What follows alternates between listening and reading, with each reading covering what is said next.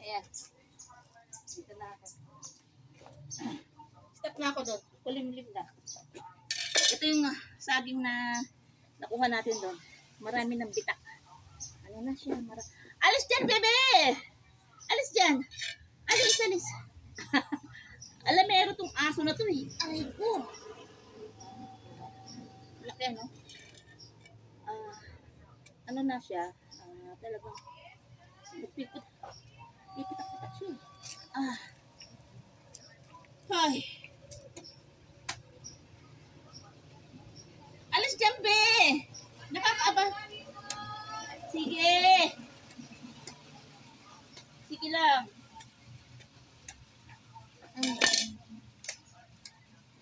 Ano? Ang dami lang sira, oh. Mga nahinog na siya, yung ibang bumutok na. Kailangan talaga kuhanin na. Nung isang araw ko ito tinatanaw sa malayo, kasi di pa pala yung ulan. Eh, ulan. Paano naman tayo pupunta doon sa gitna ng ulan? Ayan, ito ay. Huwag mo higaan yung aking tanglad. Ay, naku. Alis dyan. Alis dyan. Alis. Alis dyan. Alis. Alis dyan. Alis ka dyan. Makulit yung aso na. Ayaw umalis doon. Aray ko. Masakit ang balakang ng lola nyo.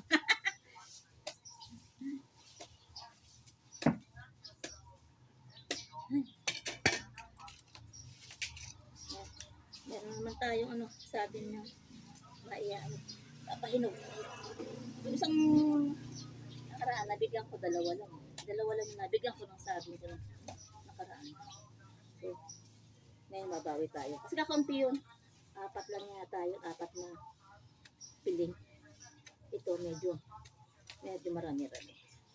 Nabigyan natin yung hindi pa natin nabigyan na kapitbahay. Ay, Diyos ko. Alam niyo, init ng pakiramdam ko para akong binabagahan. Para tayong binabagahan. Ay, Diyos ko. Ay.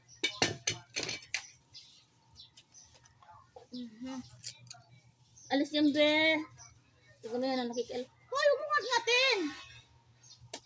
Ikaw naman. Alis yan. Alis. Huwag mong ano yung saging. Huwag mong patayin kagatin. Hilaw pa yan. Hindi mo makakain yan. Hilaw yan. Kala mo na kumakain talaga ng saging. Eh. Papatayin na ako. Ha? Naka-live ako! Ay, bahe. Naka-live